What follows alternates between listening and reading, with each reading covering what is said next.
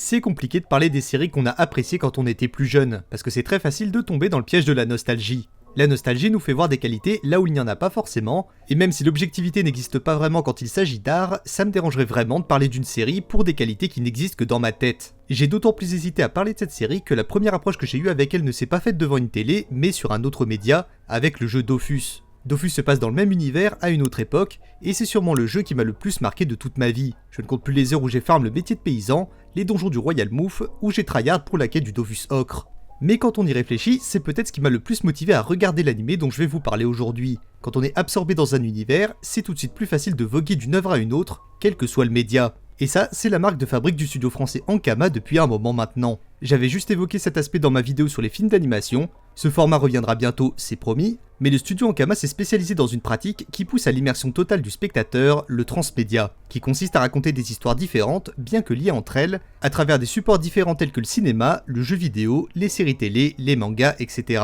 Toutes ces petites briques constituent une entité uniforme, le Cosmos. Et contrairement à ce qu'on pourrait penser, le transmédia, quand il est bien fait, n'est pas réservé aux gens qui ont les rêves de l'univers. Le principe est d'être divertissant pour les personnes qui ne le connaissent pas, et caresser les fans dans le sens du poil, en leur donnant la satisfaction d'avoir une rêve que tout le monde n'aura pas. Le transmédia, quand il est bien fait, permet de fidéliser beaucoup plus efficacement un public. Et parmi les exemples de bons transmédia, je vais évidemment vous parler de l'univers d'un de mes animés préférés, qui plus est un animé totalement français. Aujourd'hui, je vais vous parler de Wakfu.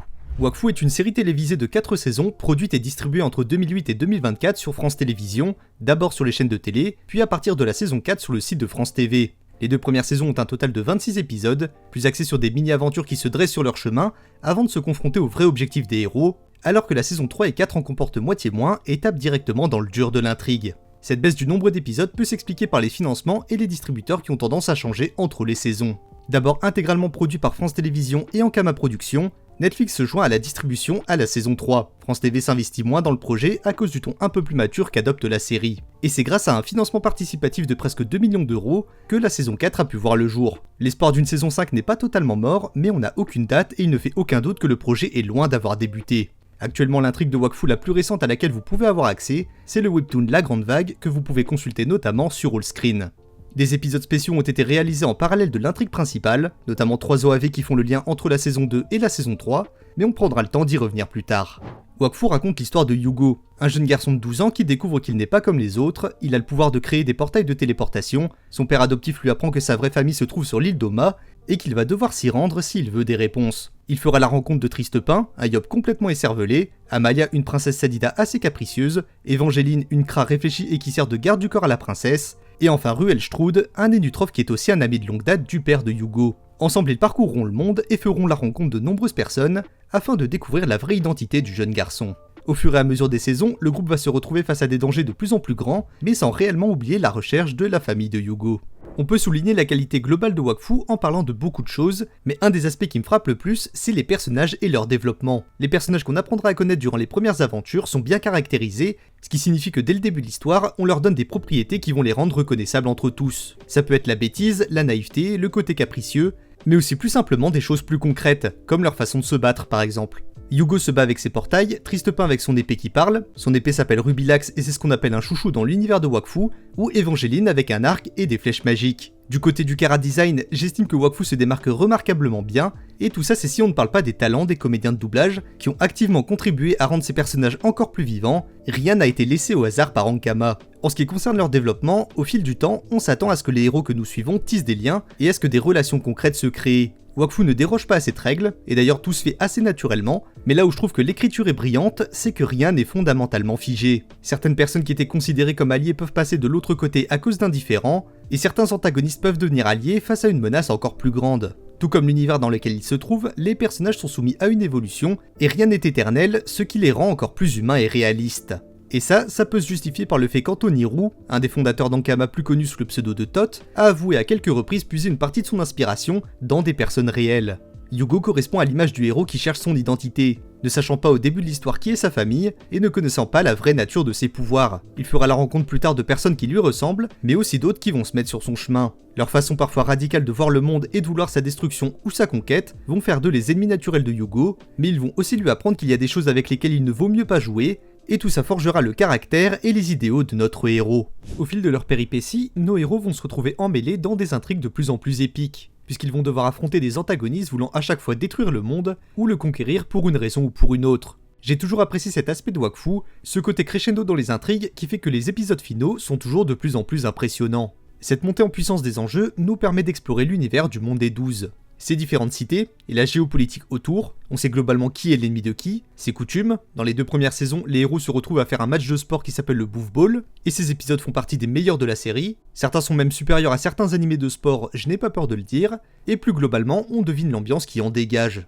Les OAV dont l'intrigue se passe entre la saison 2 et 3 font en plus un lien direct avec le jeu Dofus, qui est censé se dérouler plusieurs centaines d'années avant. Le Cosmos est un univers en construction depuis plus de 10 ans maintenant. D'abord avec Dofus, le jeu puis le manga du même nom, puis avec Wakfu et enfin avec les autres travaux, comme le jeu Waven, dont l'intrigue est en lien direct avec la saison 4 de la série, ou plus anciennement avec le film Dofus dont j'ai déjà parlé, et dont j'attends impatiemment une suite contre vents et marées. Je n'exagère pas si je dis qu'Ankama a construit un des univers les plus vastes et les plus complets que je connaisse. C'est un excellent exemple pour tous les auteurs qui veulent commencer à créer des œuvres. Même si Dofus ne proposait que des frasques d'histoire qu'on ne pouvait comprendre à l'époque qu'en se penchant sur le lore du jeu, ce lore en question est devenu beaucoup plus clair en proposant d'autres histoires liées sur d'autres supports plus populaires, comme le petit écran par exemple. Et le secret qui fait que cette facette transmédia fonctionne aussi bien chez Ankama, j'ai enfin fini par le comprendre en lisant un tweet d'Anthony Roux, rédigé à l'occasion de la fin de la saison 4. Il explique que dans toutes ces histoires, il laisse toujours des petites portes ouvertes, des intrigues qui ne sont pas résolues sur le moment, dans le but de pouvoir le faire plus tard. Ce que deviennent certains personnages, la cause de certaines situations, tout ça est mis en suspens et sera expliqué à un autre moment. Aujourd'hui, même si le jeu Dofus ne m'attire plus du tout, je suis toujours content de pouvoir replonger dans cet univers, peu importe le support sur lequel on va me proposer quelque chose. Bref, j'ai terminé la petite parenthèse sur le Cosmos, on peut revenir sur le sujet principal de cette vidéo.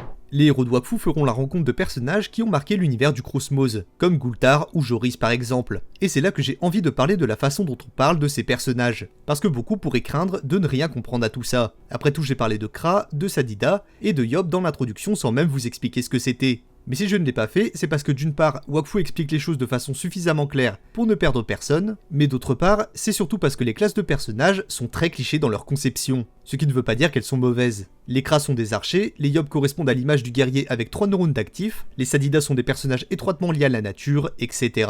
Je suis persuadé que tout ça rentrera assez naturellement dans votre tête, même si vous ne connaissez rien de ce monde. Malheureusement, je peux pas le dire de façon objective, puisque je connaissais déjà une bonne partie de l'univers du Cosmos avant de regarder Wakfu. Mais s'il y en a parmi vous qui n'en connaissez rien avant de commencer, je suis très curieux de voir si ça a bien marché chez vous.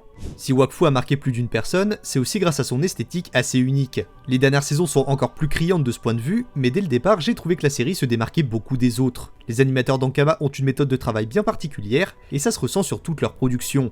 Ce qui n'est pas un avantage négligeable, puisque l'identité visuelle est un vrai atout quand on parle de séries ou de films d'animation. Un style unique, c'est la garantie que votre travail ne sera pas oublié de sitôt.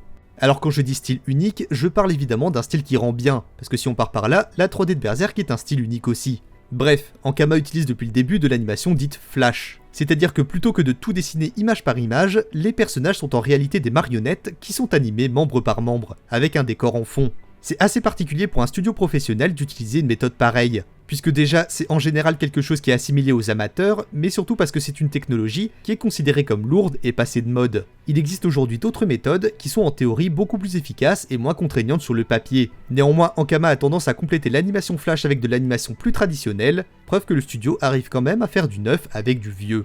Je sais que je suis probablement influencé par ma nostalgie quand je dis ça, au moins en partie en tout cas, mais Wakfu c'est la preuve que la France n'a rien à envier aux autres pays, autant en termes d'animation qu'en termes d'histoire. Wakfu c'est un mélange entre écriture de qualité, personnages attachants et reconnaissables, univers immersif au possible et animation de qualité, même si elle est faite avec des logiciels un peu passés de mode.